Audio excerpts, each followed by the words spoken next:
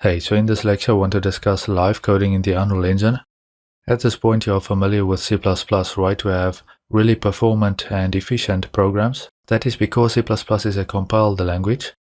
But there are some issues with that. Because it is a compiled language, iteration takes longer. You don't have that rapid iteration that you get with a language such as Python or one of those languages. Of course, in the Unreal Engine we have the Blueprint visual scripting system, and that is really handy for rapid iteration. But you may want to write your code in C++, right? But it's actually best to use a combination of both C++ and Blueprints in Unreal Engine, and I'll talk more about that as we go along. Now, to solve some of these issues, in the Unreal Engine 4 we had a hot reload system, which is a feature that allows the Unreal Editor to detect newly compiled DLLs automatically. It will then reload the DLL as soon as the project is compiled. Now with Unreal Engine 5 we have a live coding, which is kind of similar, but this live coding feature allows for the rebuilding and patching of an application's binaries at runtime. So while working in the editor or playtesting, changes to C++ code is going to reflect immediately following a successful compilation step. So basically your changes are compiled in the background, and then the machine code or binaries of the running executable is patched. That is following a successful compilation step, of course. So what does this allow? Well, it allows for rapid iteration with that speed and efficiency that you have with a compiled language such as C++. Live coding is available while the Unreal Editor is open, while running in Play Editor, and while running a package desktop build that is attached to the editor for debugging. Now we are really concerned with this live coding feature as it relates to working in the editor and also when playing in the editor. So that is what we will focus on. We can press Ctrl Alt and F11 to start a build. Then we can check the live coding console for build information, not the output log, which will typically log do things such as a log temp and so forth. We want to check the live coding console for that, and I'll show you that here in this lecture. I will begin this demonstration by having the editor open and also having Visual Studio open. I will minimize the editor, I still have it open, and I will navigate to the dummy actor header file, so dummyactor.h, and I will copy that variable here, this float, and I will create another variable, z. So we have three floats now, x, y, and z. I will not build and run this, I already have the editor open, so I will go back and open up the editor. You will notice that when I open up the editor, the live coding console will also pop up and will also open. That might not be the case for you, that depends on your settings. I will talk about the settings later on here. I just want to demonstrate that the shortcut for building with your live coding is Ctrl Alt F11. I will show you how to bring up this console here in a second. That is, if it is not open for you. But of course, when we click the compile button, then the live coding console should open up. Now remember, we have not compiled yet, so that variable z will not reflect yet. We have to recompile, and we can do that by pressing Ctrl Alt F11 as I mentioned. We can press this button here to recompile and reload our code. We have more options in the vertical ellipse here, so we can click that. We can enable live coding, we can click to show the console, and we can open the live coding settings.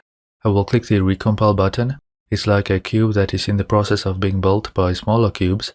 I will click that button. Now we get a strange message, live coding succeeded. That's great, at least we don't get an error. But notice that we also get no code changes were detected. That's no good. We can inspect one of our dummy actor instances, such as the C++ or the Blueprint instance, and sure enough the z variable does not reflect. That is, it does not show up in the details tab. So how do we fix this issue? Maybe take a second to think about how we can fix this. Alright, I will minimize the editor. We should always remember to save our work. In the tab for that file, an asterisk will typically show up right next to the name of that file. That is if your changes has not been saved yet. So I will click Save All, and let's try again. Go back to the editor and recompile. In the lower right corner of the screen, a notification pop-up will show the build status. This is handy since we can actually continue working in the editor or playtesting while the build runs. Now that we've saved those changes, the live coding will detect the changes made in our file. Some of this will show up in the live coding console window. Following the recompilation, it will recognize that some .obj files were modified or is new. It will then link a patch, and if successful, you will get a live coding succeeded pop-up in the lower right corner of the screen. Now with an instance of the dummy actor selected, the z variable shows up in the details tab. Next, I will navigate to that z variable declaration in the dummy actor header file, and I will modify the initialization to 55. I will make sure to save that. And then back in the editor, before I recompile, I will click Simulate. I still have that instance of the dummy actor selected, and we want to note the value of the Z variable. Next, I will click that recompile button, that is while we are simulating the game. Alright, the build is done, but I will have to click the revert button to set the Z variable back to its default. Note that it reverts to 55, which is the default as we had set that in the C++ header file. I will stop simulating and I will have to revert Z again if I want to get back to that 55 value. But as I've demonstrated, we can even playtest or simulate while compiling, and the changes will reflect as soon as the compilation is complete. This is very useful for rapid iteration. It does have some issues and limitations though. To demonstrate some of the issues that we may have, I will close the editor, save those changes, and I will minimize Visual Studio. Now I will open up the project again. You may have a shortcut on the desktop as I have here, or just launch the project from the Epic Launcher.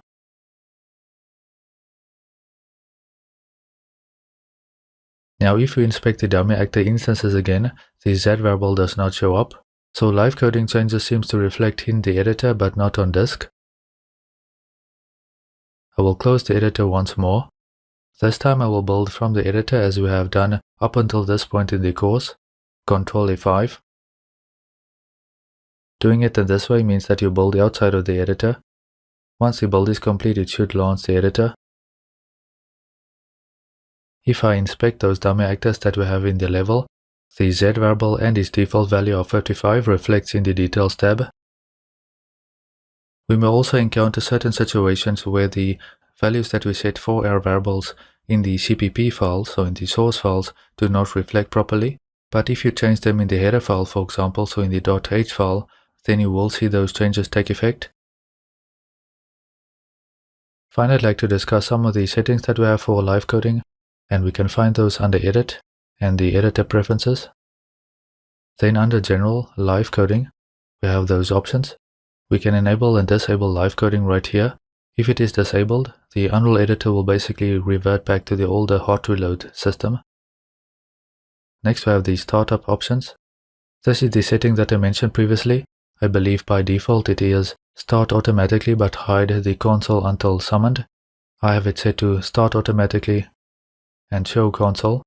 Okay, so these settings relate to live coding and how that behaves when you start the editor, and then also whether the console should show up immediately when the editor opens. Or maybe you don't want to see that console immediately, maybe you want to hide that until you recompile, for example.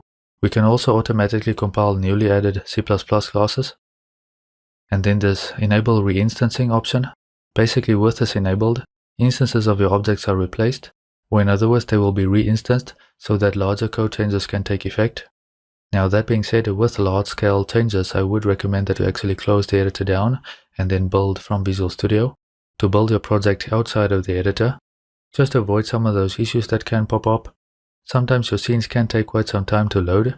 For example, if you have a lot of actors, a lot of static meshes and particles and stuff in your level, then that may take some time to load your level up again, which of course is one of the reasons why we use live coding to begin with, is to save some time on that iteration, so that we don't have to close the editor down and open it back up again.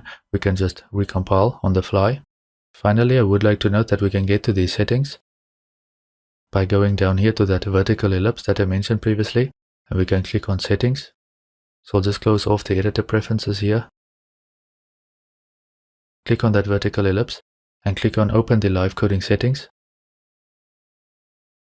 And that will navigate directly to those settings. Alright, that is going to wrap up this lecture on the live coding feature.